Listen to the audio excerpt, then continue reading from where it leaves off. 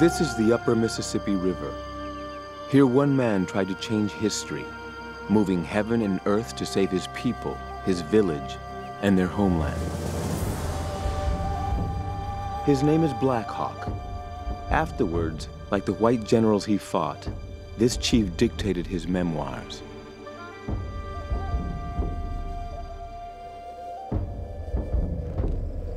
The story of my life is told here. It is intimately connected with yours.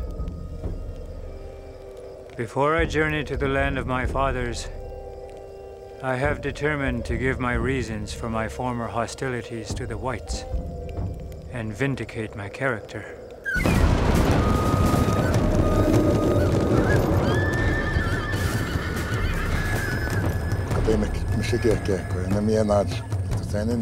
Wisconsin River, you get Takamiya. You get Mataneko, Dashmaganisha. And where people Mokaja, Mamakajin there, being a hard.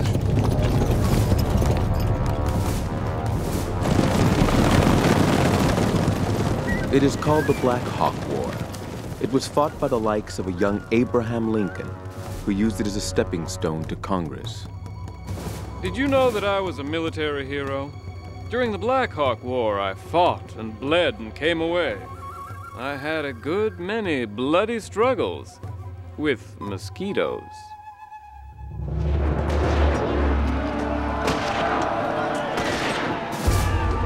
What really happened in the Black Hawk War got blurred and forgotten. But it is perhaps the most brutal and one-sided of the wars to take Indian land. The story of the war and how it happened is terrible and simple. It is the story of a chief, stubborn and proud, who was willing to die rather than give up his hometown on the Mississippi.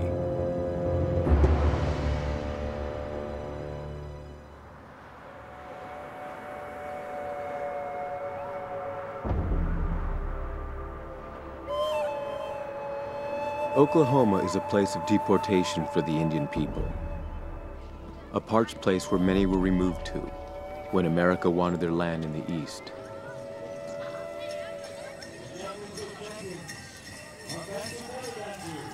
Here, Black Hawk's people were consigned, and here they make the best of it. Once a year, they stage a powwow bringing all the clans together from across the continent.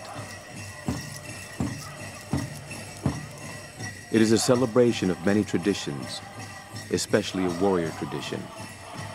Steps and movements harking back to a fiercer time.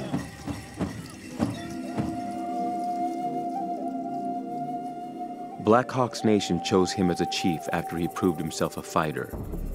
He was proud of how it started. Standing by my father's side, I saw him kill his antagonist and tear the scalp from his head.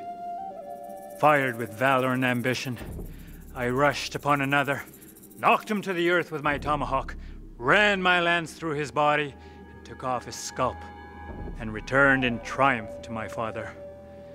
He said nothing, but looked pleased.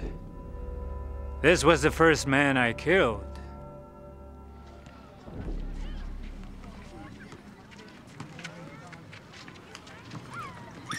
You put my paints on there. Donald, they call him Duck, Marland, is a Black Hawk descendant. He's a U.S. Army veteran and a champion powwow dancer. A lot of paint. Fox Clan colors. Red, blue is the Thunder Clans. Green is Fish Clans.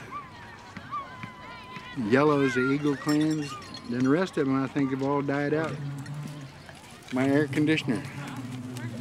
It's the fan. Yeah, it's my AC. Everybody carries one so they can keep cool. So now we're ready to go dancing.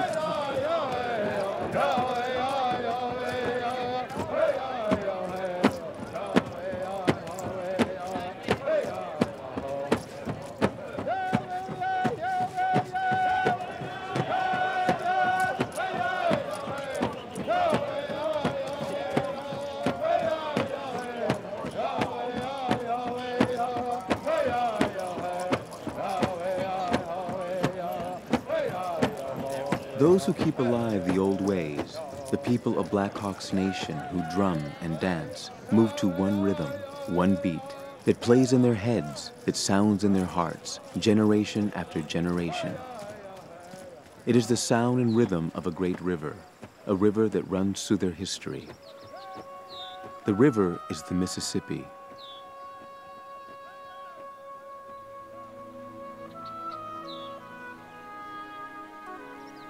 Today, with him and his people safely gone, Black Hawk is honored with a giant statue high above their old waterway, not far from the land they called home for so long.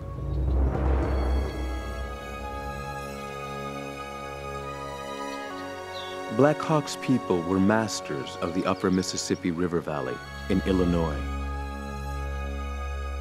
Their village was Sauganac, where the Rock River flows down into the Mississippi. This is our early interstate.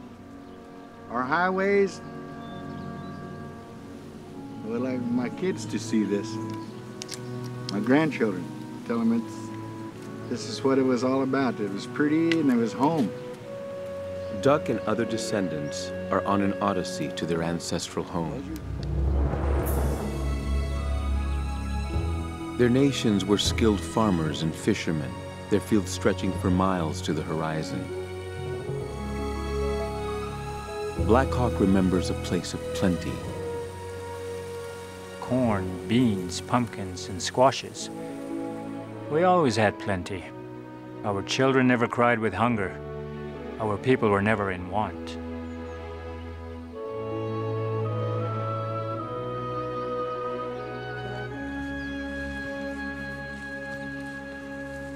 I wonder how many graves they took out. We'll never know. Descendants of Black Hawk have come back to the spot near the Mississippi where Sauganac once stood. This got to be the world's biggest putting green here. Jeez, look at that fancy grass. We could play pool on this. Today, the heart of their old hometown is a PGA golf course. Somewhere beyond the putting green are the graves of their ancestors. There's carts coming. All around here. Let's attack them like a bunch of wild Indians. Yeah. Ready? All scattered in here. You just have to over here. Tribal member Mike Bacano is an engineer by training. It's not marked on here. That kind of bothers me too. But then maybe they missed it. But finding ancestral graves on a golf course is a challenge. I don't see none in We were there. right up on top of that ridge there. We walked down. Maybe there's not. Seems like we should be some kind of something here. Between the 16th and 17th holes of the John Deere Corporation golf course, they discover an ancestral burial mound. Preston Duncan, a shaman and descendant of Black Hawk, had found it once before.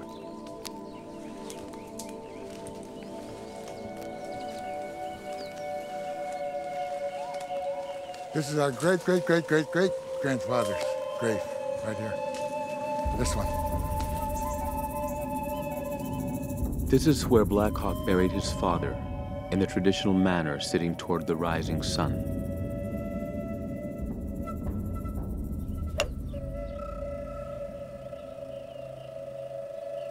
The story of how the sacred land of the Sauk and Fox nations became a PGA golf course begins in 1804.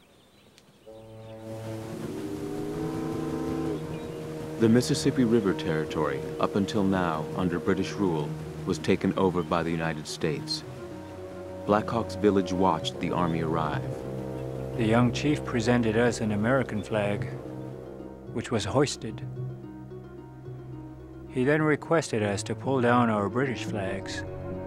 This we declined, as we wished to have two fathers.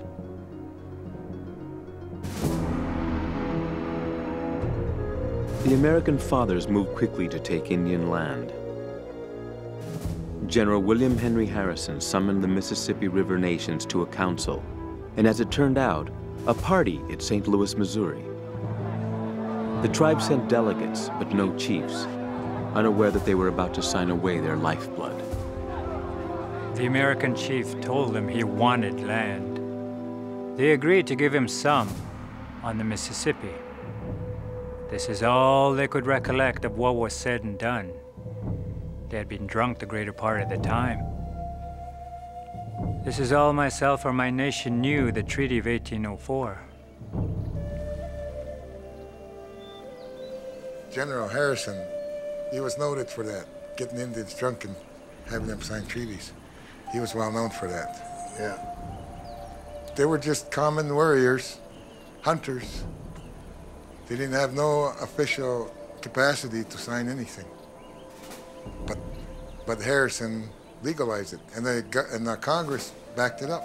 Signed away part of Ohio, Indiana, Illinois, and a little bit of Wisconsin. Yeah. And half of Missouri. That's when the wars began.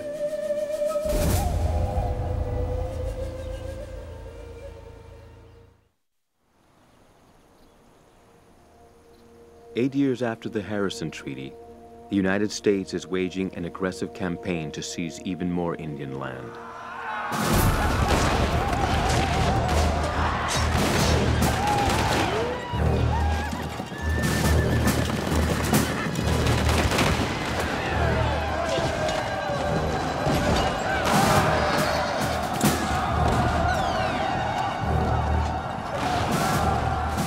At the same time, the U.S. has also invaded British Canada, determined to capture that vast territory.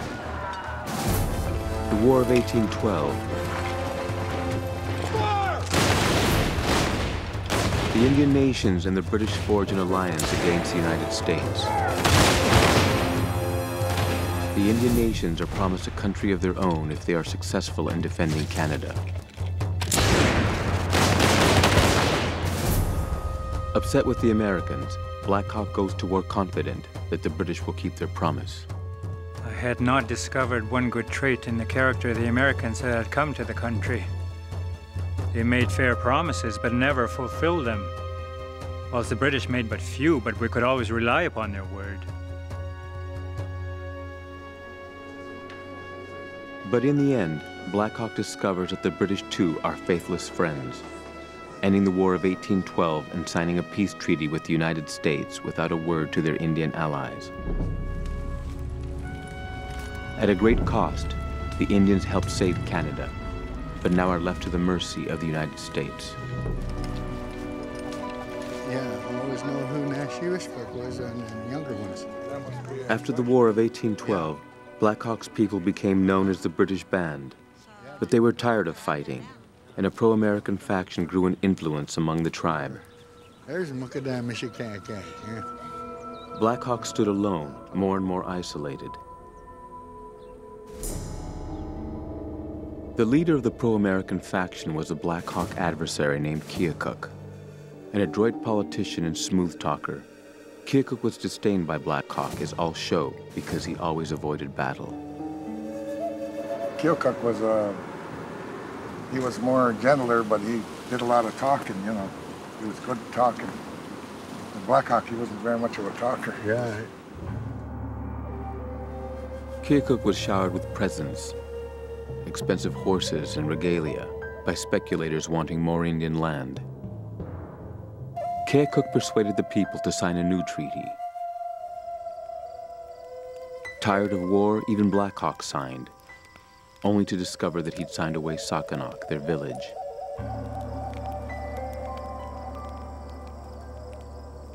When an eviction notice was served, Black Hawk refused to go. I was determined to hold on to my village, although I had been ordered to leave it. It was here that I was born, and here lie the bones of many friends and relations. For this spot I felt a sacred reverence.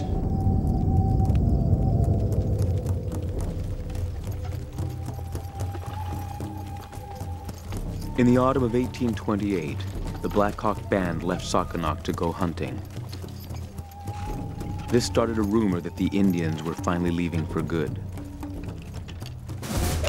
White settlers invaded the Indian land and began to make themselves at home.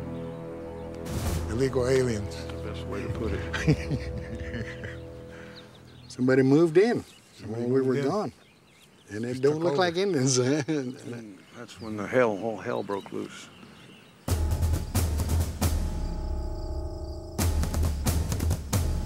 Black Hawk hurried back to discover white squatters settling into Sakanak. I went to my lodge and saw a family occupying it. I wished to talk to them, but they could not understand me.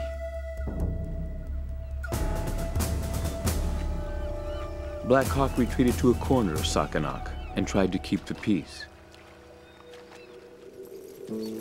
But his new neighbors didn't want peace. They wanted land and easy money from Indians. The white people brought whiskey into our village, made people drunk, and cheated them out of their guns, horses, and traps. The whiskey traders were surprised when Black Hawk took action to drive them out. They called for the army to protect their rights. The whites were complaining at the same time that we were intruding upon their rights. They made themselves out the injured party, and we were the intruders, and called loudly to the great war chief to protect their property. How smooth must be the language of the whites when they can make right look wrong and wrong look right. Black Hawk looked for help. There was a rumor that his old allies, the British and Canada, were coming to his rescue. But when Black Hawk traveled to Upper Canada to find out, the British general said he could do nothing. The great chief advised me to apply to my American father, who would do us justice. There would be no justice. In the big cities and countryside of the Mississippi region, the story went around that an Indian uprising was imminent.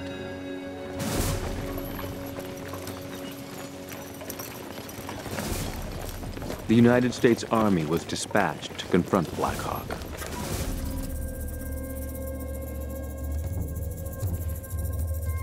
An American general arrived at Black Hawk's village, determined to evict him, insisting the land had been acquired fair and square.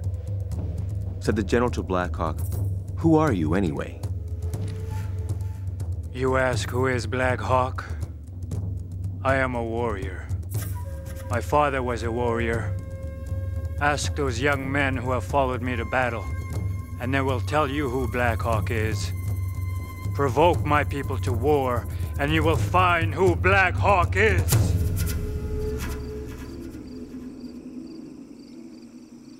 When he calmed down, Black Hawk gave way, secretly leading his people from Sakanak across the Mississippi River. This probably averted a massacre. In return, the general signed a treaty promising a steady supply of provisions if he stayed across the river. In the treaty, he agreed to give us corn in place of what we left growing in our fields. I touched the goose quill to the treaty and was determined to live in peace.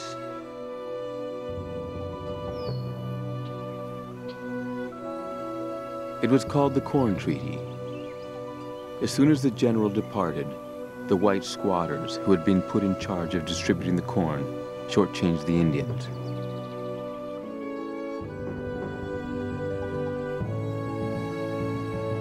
Black Hawk's people began to go hungry.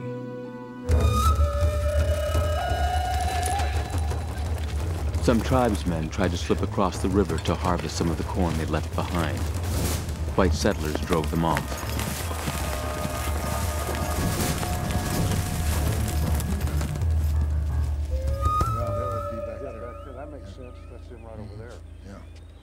Black Hawk and his people also learned that family graves had been dug up and desecrated by the squatters. So this one here, They don't like it when they disturb their graves. And we don't like it when they disturb ours. we're just like them. Makes them mad, makes us mad. But we don't want to be mad at nobody, but you know, sometimes you gotta stop somewhere. It was the final straw. Graves violated, people humiliated. Pride and hunger would now drive them back across the Mississippi into harm's way.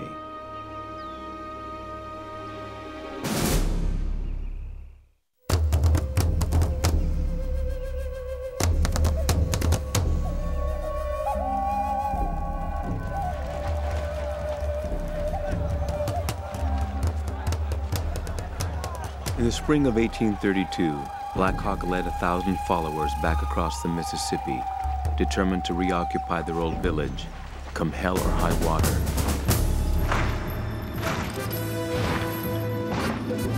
U.S. Army regulars were again mobilized. Settlers came from far and wide to join the militia. U.S. history calls it the Black Hawk War.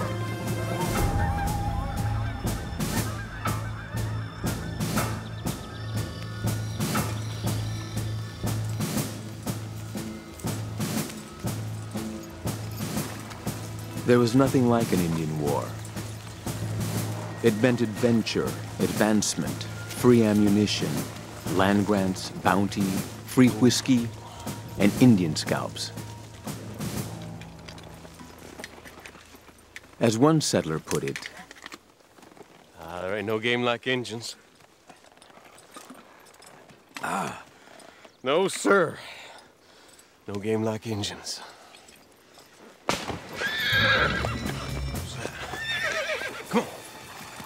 the militia were scorned by the regular army, who looked on them as lowlifes and undisciplined rabble. The Illinois militia even had the right to pick and choose their own officers. One fellow elected an officer was a general store clerk from New Salem, Illinois. His name was Abraham Lincoln. He was thinking of getting into politics and thought military service would look good on his record. Looking back, Abe Lincoln confessed he knew little of even the basics. I could not for the life of me remember the proper word of command for getting my company endwise so that it could get through the gate. So as we came near, I shouted, "This company is dismissed for 2 minutes, when it will fall in again on the other side of the gate."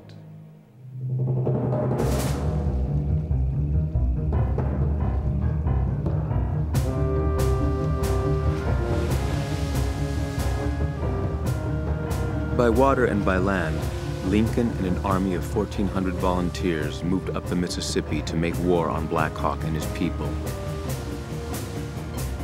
Surrender, Black Hawk decided, was the only way.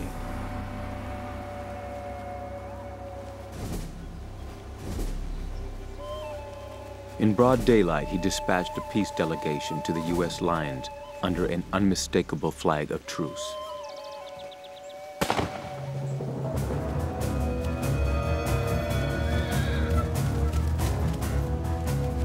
They got away, they got back, told Black Hawk that the soldiers were, they weren't in a talking mood,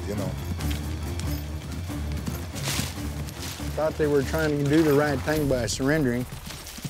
They didn't want us to surrender, I guess. What happened next was wrapped in a fog for a generation. The militia went off to attack Black Hawk and his band, expecting to crush the Indians through sheer weight of numbers. That's not what happened.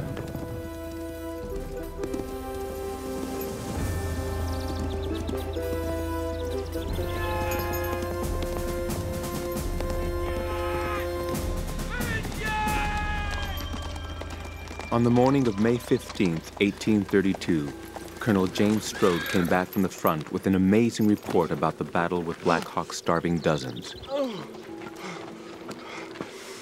The Indians poured down the hillside in a solid column and deployed in crescent formation with such accuracy and precision of military movements never witnessed by man, equal to the best troops of Wellington in Spain.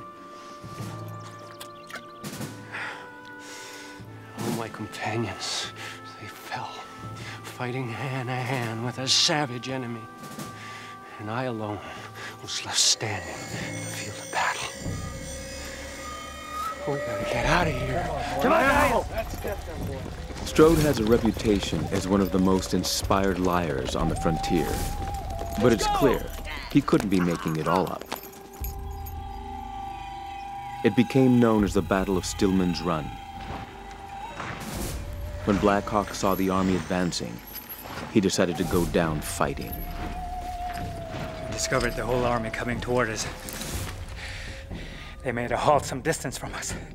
I gave a yell and ordered my brave warriors to charge, expecting that we would all be killed. We charged, every man rushing and firing.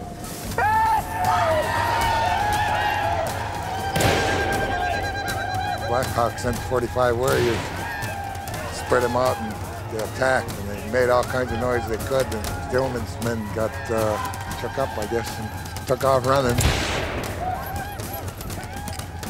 A lot of them accidentally got killed by the running into trees and stuff like that because they were on horseback.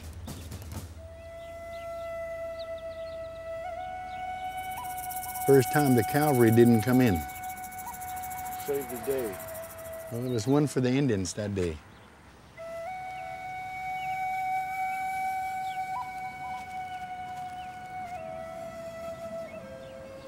Today, the white militia is represented by a stalwart frontiersman atop a stone column.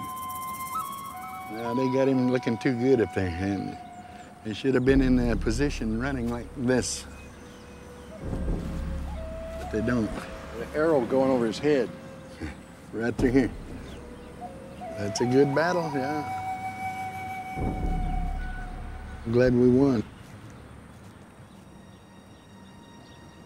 For the militia, it began as a game of chase the Indians. Now 12 settlers were dead on the battlefield.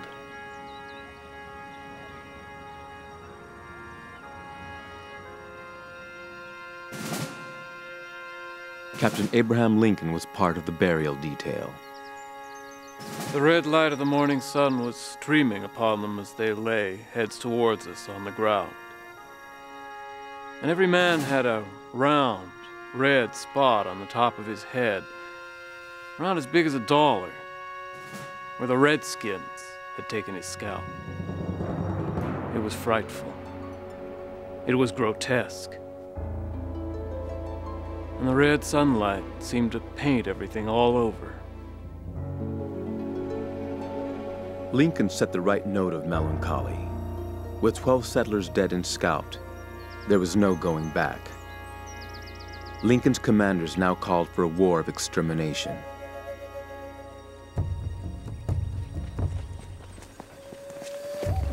After hurriedly burying 3 dead warriors, Black Hawk's band fled in bunches, figuring if they could get back across the Mississippi, they might be safe from the pursuing army.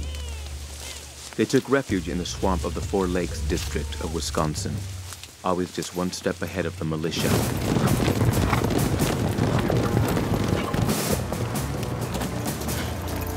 Check the rushes!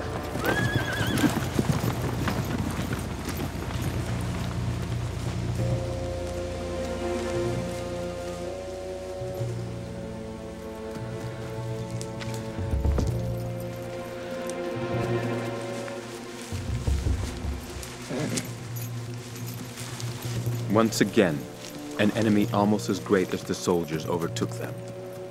Hunger. They didn't have no food. And the grandfathers always told me that these people had to eat bark off the trees to fill their stomach. A lot of people died in those hills along the way.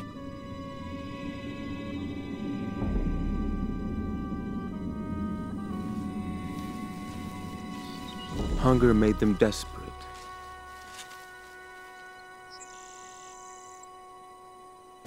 Sunday morning, the 23rd of June, 1832. At Apple River, Wisconsin, the settlers have built a makeshift fort. Just before noon, the alarm. Get up to the fort as fast as you can. All right, okay, let's go.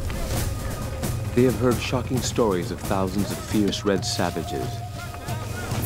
In fact, Black Hawk has so few men outside, he is happy to see the settlers run for the fort and hide.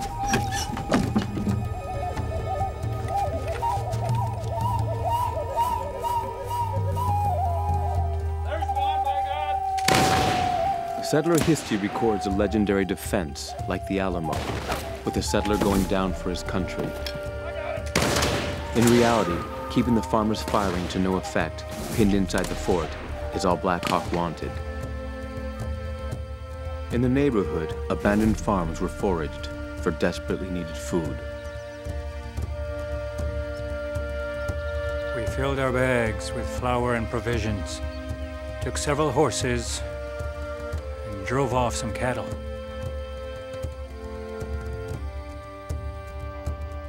In Washington, President Andrew Jackson, who had made his reputation fighting Indians, was outraged and ordered a dead or alive campaign against Black Hawk. An army under Winfield Scott, America's most able general in the War of 1812, was marshaled near Chicago. At camp, as the army was assembling, disaster struck. A cholera epidemic. The epidemic paralyzed Scott's force, killing far more white people than would ever die in the Black Hawk War.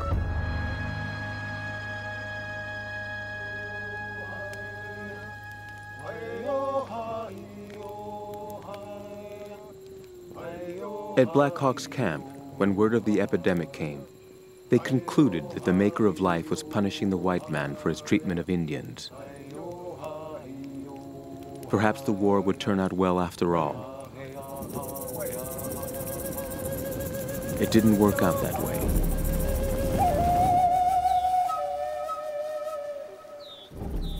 On their way to the Mississippi, the main band reached the Wisconsin River just ahead of a new militia army. Black Hawk had to get his people across. We had started crossing. We discovered a large body of the enemy coming toward us. We were now compelled to either fight, sacrifice our wives and children to the fury of the whites. In this skirmish, with but 50 men, I accomplished the passage over the Wisconsin River. Black Hawk's fighting withdrawal all the way from Stillman's Run past Apple River. 4 dozen warriors shepherding 500 women and children, pursued by thousands of white soldiers all the way to the Wisconsin River and across, is still regarded as a remarkable feat in the history of warfare. But nothing could put off a settler army determined to exact revenge. The Black Hawk War had started as a farce. Now it would become a slaughter.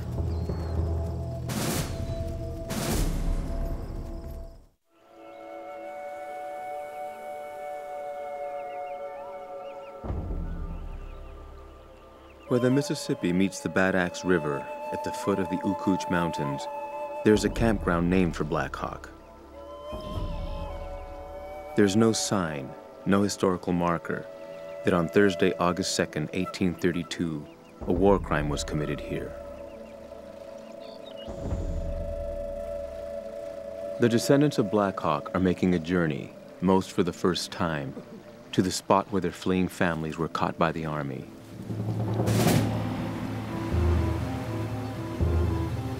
First, a riverboat armed with cannon was brought in to cut off the escape of Black Hawk's fleeing band. Once again, Black Hawk tried to surrender. I told my braves not to shoot, as I intended on going on board, so that we might save our women and children. I knew the captain and was determined to give myself up to him. I sent for my white flag. A Winnebago in the boat called out to us to run and hide, that the whites were going to shoot.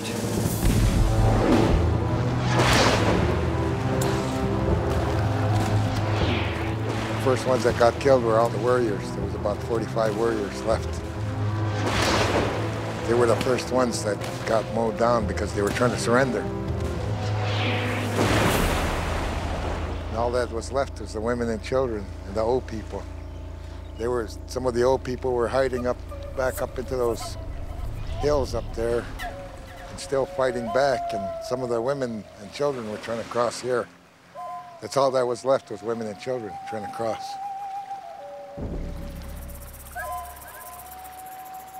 Near the river, Black Hawk got separated from the band.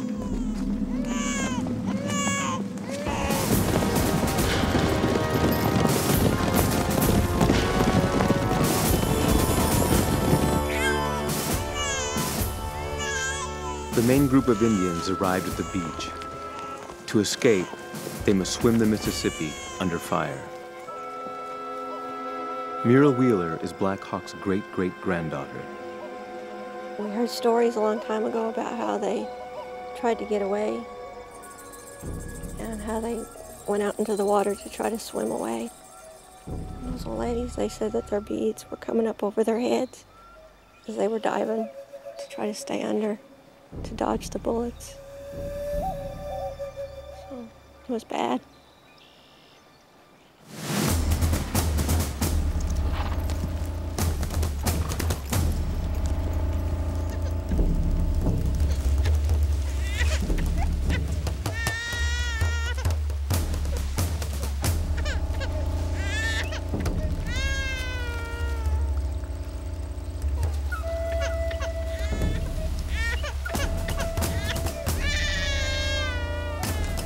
A baby crying suddenly becomes a mortal danger. To protect the band, some of these women had to make a brutal choice. That they would smother their babies, too, to keep from making noise to give away their positions. It was awful.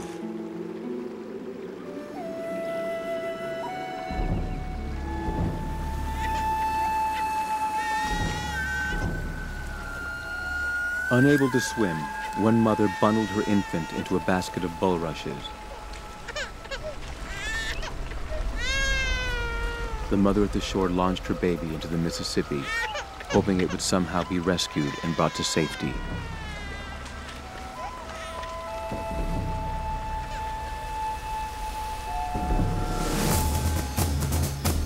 As the settler army grew closer, there were scenes of desperation. Near the shoreline, two women who could not swim were hidden in the sand by their families, hoping this would fool the pursuing army.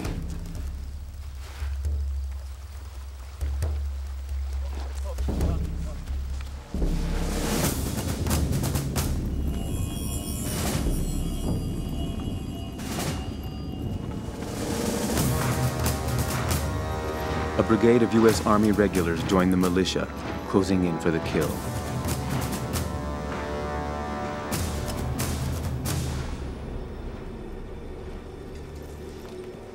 The morning of Thursday, the 2nd of August, 1832.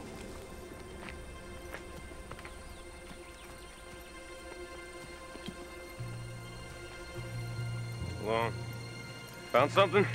Over here?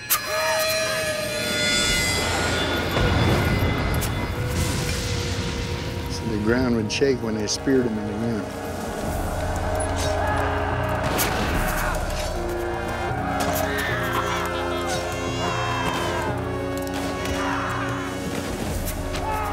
Kids, they bayoneted him here, and women and old folks stabbed him like that. Nothing to fight back with. This beach, it was red.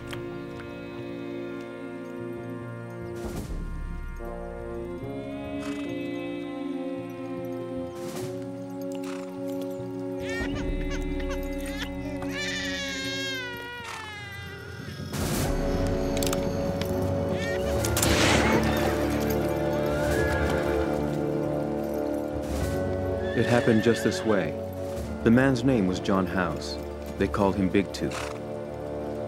The name of the baby was never recorded.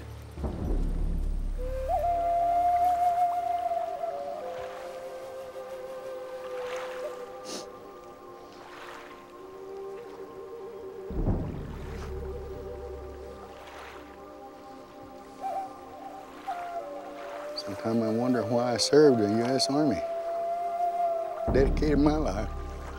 Money to take care of us. That's what they told us to believe. U.S. history calls it the Battle of Bad Axe. 7 U.S. soldiers died.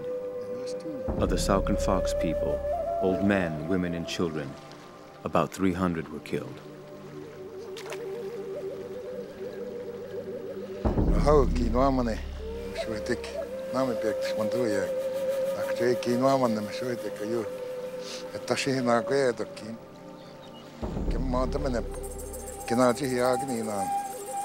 In this haunted place, prayers and sacred offerings of tobacco. We were real respectful of this place. knowing that this is where our ancestors were and that they were killed here, and then some of them made it, and that's how we're all still alive today. They call it a battle of Bad Axe, but there was no battle to it. It was plain massacre.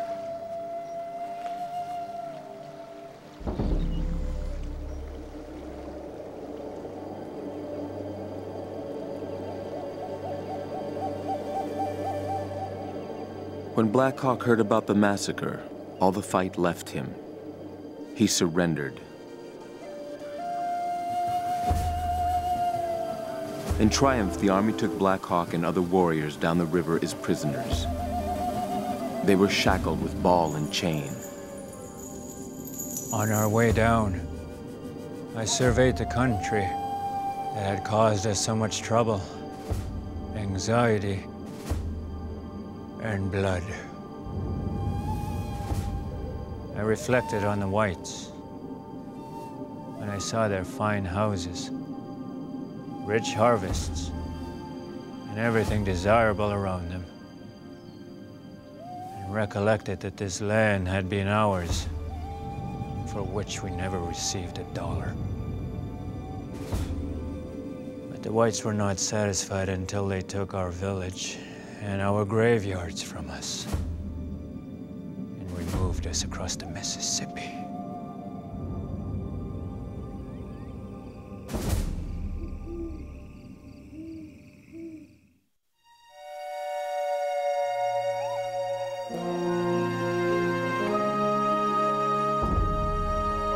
Black Hawk's portrait was painted, his memoirs written, but he rejected celebrity.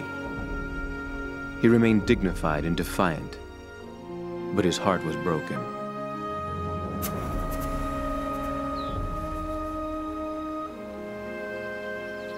He died on the 3rd of October, 1838. White settlers robbed his grave and sold his bones. Most of his people were expelled, ending up in Oklahoma.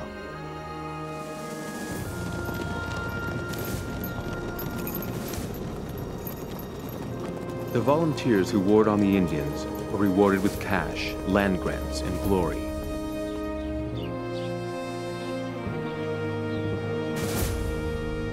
Abraham Lincoln was one. For 80 days of service, Lincoln was awarded $250 cash, big money then, and 160 acres of Indian land. He used the war to launch his political career. Even as president during a bloody civil war, this emancipator of black men still thought red men an inferior race. Although we are now engaged in a great war between one another, we are not, as a race, so much disposed to fight and kill one another as our red brethren.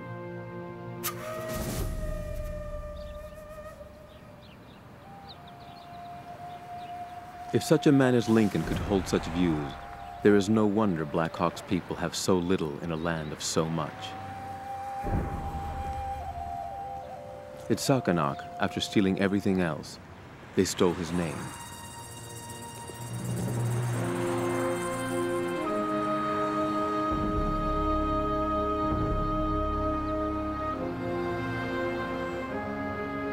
Dakota up there.